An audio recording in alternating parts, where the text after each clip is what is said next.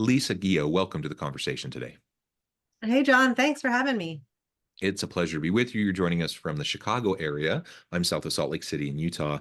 And today we're going to be talking about Lisa's recent book, Find Your Clear Vision, a new mindset to create a vibrant personal and professional brand with purpose. I love this topic. I think vision is always important. And I really like exploring how this connects with branding. Oftentimes we talk about uh, consumer branding, we talk about organizational branding, employer branding, etc. We also need to focus on personal branding and make sure that we have clear understanding of what we're even trying to accomplish if we can hope to have a good branding strategy. So this is what we're going to unpack together today. As we get started, I wanted to share Lisa's bio with everybody. Lisa Lisa is a certified transformational life and leadership coach and branding expert. She helps her clients find the clear vision and bring it to life through her clear vision framework. Her clients include senior level executives of Fortune 500 entertainment and media companies, leaders in marketing and tech, and ambitious entrepreneurs. And I could say a whole lot more about your background, Lisa, but anything else you would like to highlight by way of your background or personal context before we dive on in? I really appreciate what you said about bringing branding into leadership. I come from a graphic design and branding background. I had a brand studio for a long time. And I noticed when clients were about to launch something, whether it be a website, a book out into the world, launch their company, they got super wobbly and started to throw everything in the way.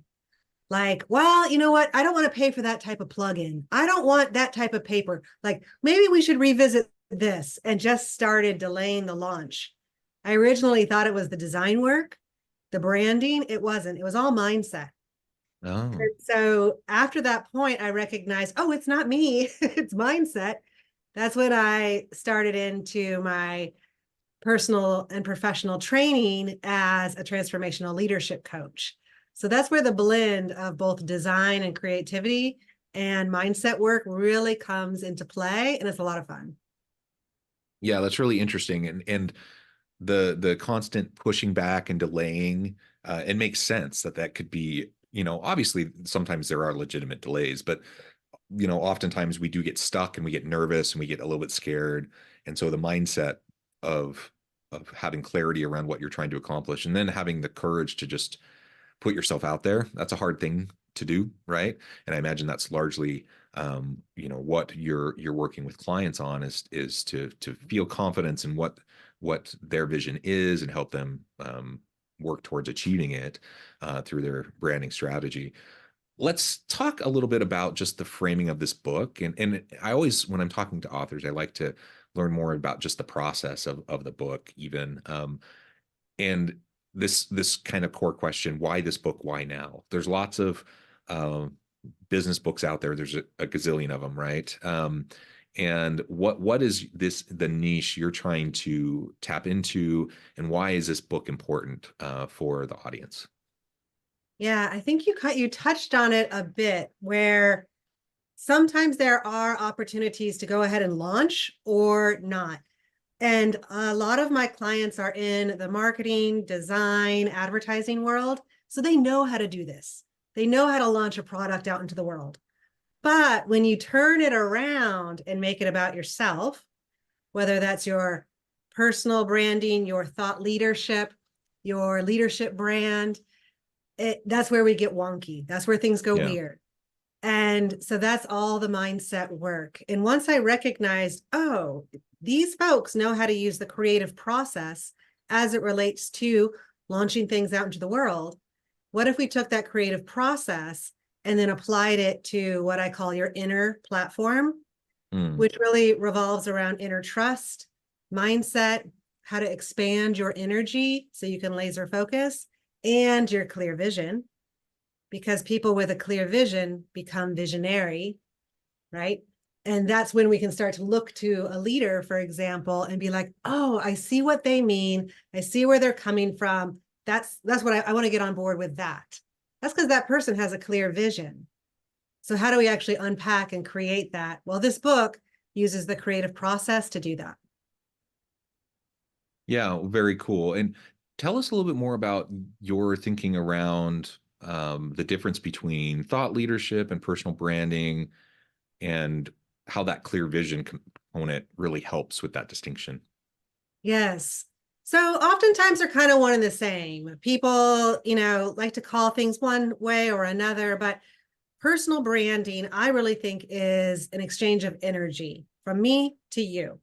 It's how I show up in the world. And if other people are attracted to that energy and want to have a conversation and want to hire me, work with me, collaborate, boom, that can be a personal brand in and of itself. Yeah. It's your reputation, your character.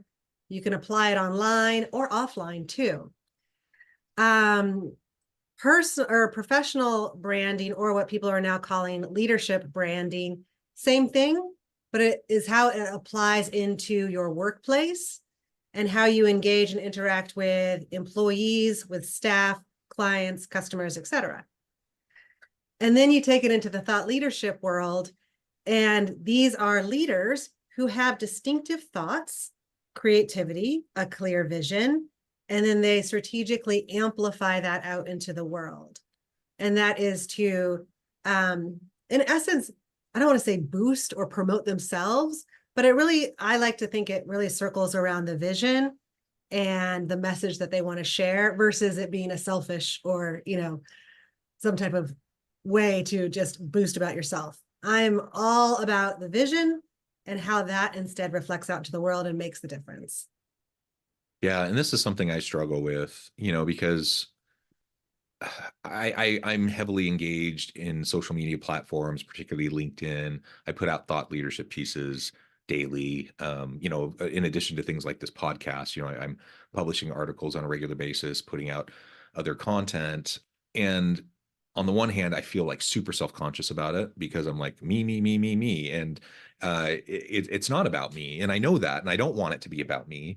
And generally speaking, I'm a pretty introverted kind of guy, and so I've always had this thought that, okay, I'm adding value. And so I shouldn't be shy about adding true, meaningful, authentic value to people, and they engage with it or they don't. But I'm always wrestling with that, like self-promotion, Mhm. discomfort versus value creation and content sharing that's going to help people, and, growing an audience so that I can have a bigger reach. Any thoughts on like how to deal with that discomfort? Yeah, I think so many people do. And there's a big difference between being a thought leader versus like a speaking leader, like, Mm, or the loudest voice in the room. mm, I think a lot of thought leaders are introverted. And a place for us to easily share is online or in an article or in ways like this. Like you and I, we just met, right? But here we are having a conversation that we're going to share out with the world. And I like to look at it, instead of selling or self promotion, it's sharing. It's the sharing of the idea. And if you want to peel back another layer there, it's really one of those elements of your inner platform, and that is inner trust, trusting yourself and trusting your decisions. And when you're coming from that high, like, I call it your most vibrant self, your highest self, when you're being your best, that's when you need to make these decisions. That's when you need to press publish. And if you're having the self doubt, just remember, oh, I'm publishing them because I've already made this decision. mm. Right? We waste so much time second guessing ourselves or getting wishy washy. And that's a beautiful way to waste time, money, and energy by Right. second guessing ourselves. Yeah. Yeah, I mean, and the truth is, like, there are times that I'll publish an article, and I'll hit that publish button, and I'm like nervous about it, but I feel good about it. And then a day later, I notice a typo, or I notice like there's an idea there that didn't quite hit the way I thought it would, or whatever. And so when you have those moments, it can make it all the harder the next time to actually click that publish button, because then that self doubt, and you're just thinking, oh, it's not perfect. I need to make sure, like, sit on it longer, make sure that it's perfect. And not to say that you want to put garbage out there, or that you want to put stuff that's sloppy out there. Certainly not. You want to, be professional, and you want to polish your work, etc. But this whole kind of perfectionist kind of mindset that I think a lot of people have really can get in the way. And the truth is, if I hit publish on something, I can go back and fix it. Like Yeah. if I find a problem, I can pull it down, I can fix it, I can put it back up. And it's not that big of a deal, really. And same thing with the podcast episodes. If I realize something later, I can pull it down, I can edit it a little bit more, put it back up. No big deal, really, in the grand scheme of things. Yet that concern around, how is this going to be received can really paralyze people. Mhm. And to a certain extent, I suppose that's healthy. You want to put your best foot forward, but I think a lot of people tend to get stuck and they tend to sit on things way too long. Yeah. Thoughts on that, or like experience with that? The like first line on my back cover says, "You're stuck. You have been for a while." Right? I think you nailed it. It's like we get paralyzed. We start to doubt ourselves because in the past I made a spelling error or this and that. I call myself a recovering perfectionist, like to the nines. As a graphic designer, I was paid to be perfect, find the perfect color, the perfect tagline, place the perfect pixel in the perfect place, make sure every single button works. And that perfectionism just followed me all over into all areas of my life, which is again a beautiful way to not launch, to continually polish all your work, to not share, and to basically go crazy in your own head. So again, I think as a mindset coach, I will actually ask my clients, like, what is the most cringeworthy thing you could imagine happening to you if you made a spelling error, right? The world is not going to collapse.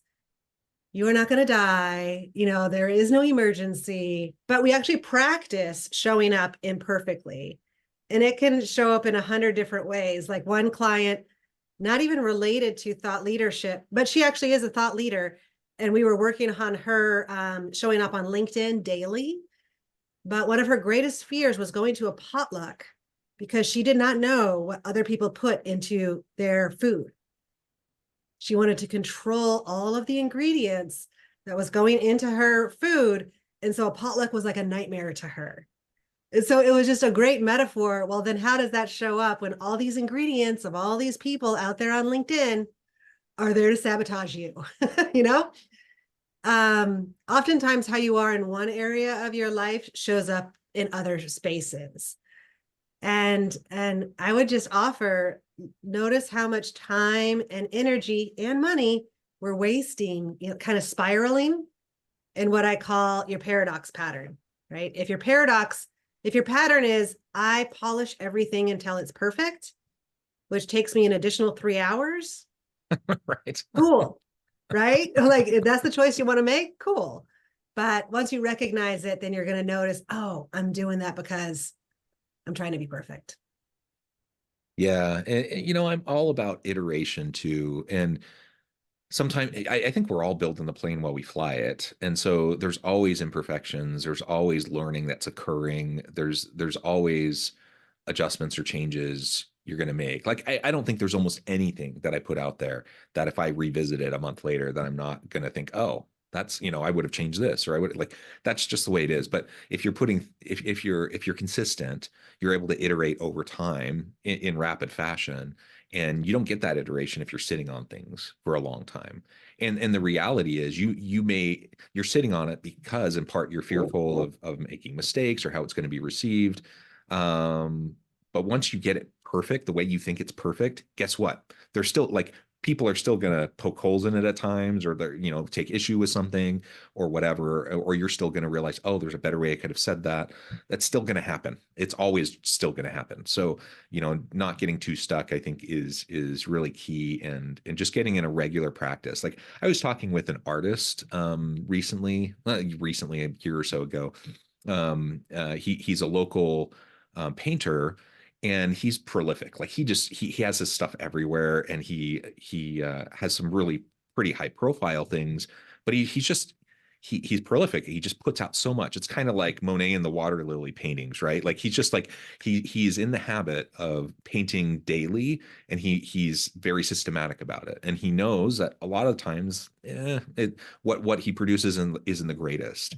But because he's in that habit and that pattern, and because he's not scared to share what he's created, those gems do emerge. And it's not every day, it's not even every week, but every so often there's something that's inspired, right? And there's something that is just Exactly. Yes. extra extraordinary, right? And I feel much the same way about my writing. Like, there's I think all of what I do adds value, otherwise I wouldn't do it. But I admit, like, sometimes I think things are a little bit more pedestrian. Other times I'm thinking, oh, that is a really, really great insight, great idea, something I'm really excited to share. But if I allowed myself to get out of the habit of being consistent, it's not like I would then only produce the really amazing things, Yeah. because I'm not, like, I think sometimes people think, oh, if you're distracting yourself with all these things that aren't as good, that means you're not going to be able to produce as many really great things. And I'm like, for me at least, I feel like quality quality comes with quantity. Like, the more I'm writing, the more I'll produce some of the really great stuff.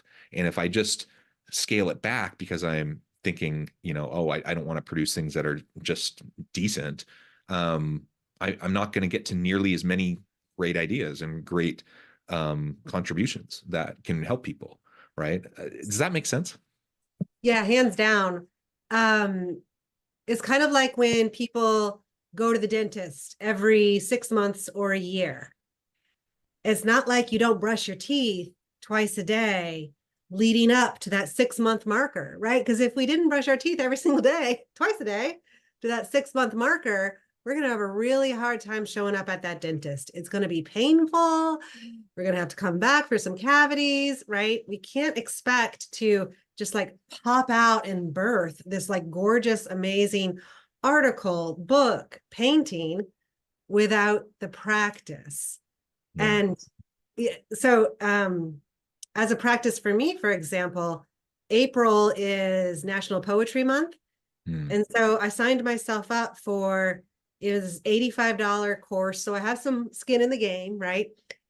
For $85, I'm supposed to write 30 poems in 30 days. Hmm. Am I a great poet? No, not at all. But I enjoy it. And poems only need to be like this long. So it's a way to practice. And so I'm same thing. I'm getting myself into the habit of practicing. There may be a gem in there, but I'm not counting on it. I'm just practicing. Yeah, absolutely. And you've already referred to it, but let's talk a little bit more specifically about this inner platform component. Can you say a little bit more about that and why that's foundational, as people are trying to transform their mindsets and clear their vision? Sure. So oftentimes when people think, well, I want to be a thought leader, I need to build my executive presence. I want to build a personal brand so I become, known in this, that, the other thing. They're already thinking about their outer platform. How do I Mm-hmm. look? How do I sound? Who's going to notice me? What job am I going to get? But what's actually missing? Okay, so then when people show up in that way, they're vanilla, they're boring, and we can see straight through it. Or we notice like something's off with this person, right? And we all know those people. So instead, if we look at your inner platform first, like that's got to be straight. So as a transformational leadership coach, there's a formula to transformational leadership, but I have actually updated it and applied the creative process to it. So now I was talking about inner trust, right? You got to Yeah. trust yourself and your decisions. And when you trust yourself, then you become somebody on the outer platform who is trustworthy. When in your inner platform, you're working on your mindset and your self-awareness, that most high, vibrant, self. When you're self-aware of what you're saying and you can read a room, then you bring in creativity, authenticity, your voice, and your message. Then there's two other pieces to this inner platform. The third piece is your expanded energy.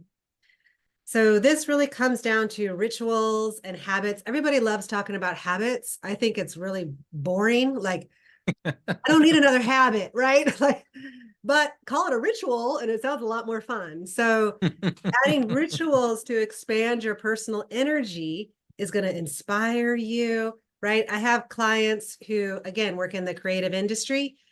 One creative director tells me he gets his best ideas when he's in the sauna. Hmm. And they make $1 million decisions for $1 million franchises. And my guess is that his boss is going to say, cool, go spend some time in a sauna, not up here on the 10th floor, right? Yeah. So finding ways to expand your energy is then going to allow you to clearly communicate who you are, your transformational leadership, how you want to show up, how your best ideas come to life. And then finally, that last piece is your clear vision, right? And clear vision is an acronym that you can go step by step in the book and actually download these worksheets on my website as well to take you through to find your clear vision. When you find your clear vision and you are so locked into that moment, you can clarify that, you can speak to it, you really own it. Then you can move from your outer platform to, I'm sorry, your inner platform to your outer platform. And that's where the visionary shows up because you are so locked down, solid, you've already done all the inner work. That's when you can launch with ease. Yeah.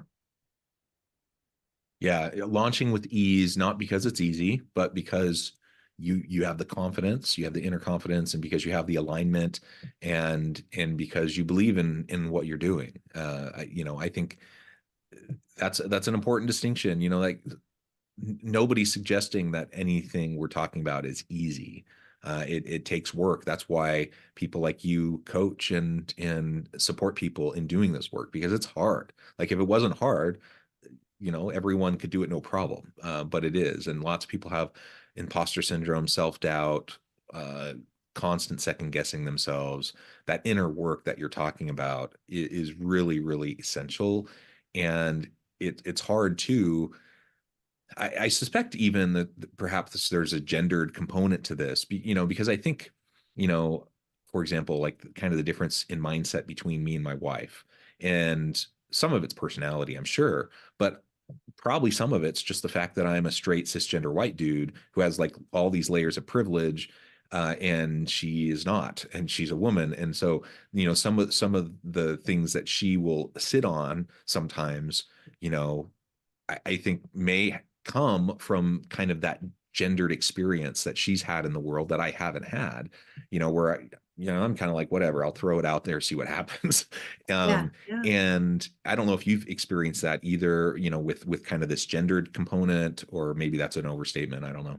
Yeah. No, it's it's definitely something to look at, especially as it applies to creativity, for example. So in the book, there's an entire chapter about masculine and feminine energy, whether you Mm, define yourself as a man or a woman or somewhere in between. yeah. Um, Masculine energy has us wanting to do it right, to get it done, to be on time, right? To have it on track, have a solution, all of these things. That's where we kind of have this go, go, go mentality versus feminine energy, which is the creativity, Mm, ease, the flow, the going into the sauna for an hour, hmm. right? So I really think that a transformational leader is when we blend both sides I like that. equally. And I actually find a lot of the men I coach have more feminine energy, and more of the women I coach have masculine energy, which makes, because as women, we have to show up in a way that is, quote unquote, right. Right. Hmm. And apply ourselves to a world, a corporate world that was really built not necessarily for women, Right. but in a way that is go, go, go, get it done. Let's be on time, that masculine energy. There's no right and wrong with it, but I think that we are working on finding the blend. Yeah, I like that focus on the blend. I think in most areas of life, blending, finding integration, is powerful. And I like the way you just described that. Well, Lisa, I know the time. I need to let you go here in just a minute. But before we wrap things up for today, I wanted to give you a chance to share with the audience how they can connect with you, find out more about your work, where they can find your book, and then give us a final word on the topic for today. Mm. Yeah, so the book, Find Your Clear Vision, we've got this on Amazon. You can also find it on my website at bebrightlisa.com. I'm on Instagram, bebrightlisa, LinkedIn, Lisa Guillot, Guillot, like the guillotine, but without the teen. Yeah, and I'd love to hear from you. Like I said, I've also got these worksheets for the Clear Vision framework up on the website as well. You're welcome to download those for free. Let's see, one last word. Um, everybody, all my clients often ask me, or they'll start the conversation with, I just don't have enough time. I need more time. Like we're going to put time in our pocket and save it for later. And I would offer, if that is something that comes up for you as a stopping point, I want you to notice where you're spinning. You're talking about that paradox pattern and you're second guessing. How much time are you spending second guessing your vision? Hmm. That's time that you can use to expand your energy and laser focus and press publish, press post, make that call, send that email. I really want to encourage you to take action, even if it's not perfect. I love it. Lisa, thank you so much. It's been a real pleasure. I encourage the audience to reach out, get connected, find out more about what Lisa can do for you, check out the book. And as always, I hope everyone can stay healthy and safe. They can find meaning and purpose at work each and every day. And I hope you all have a great week.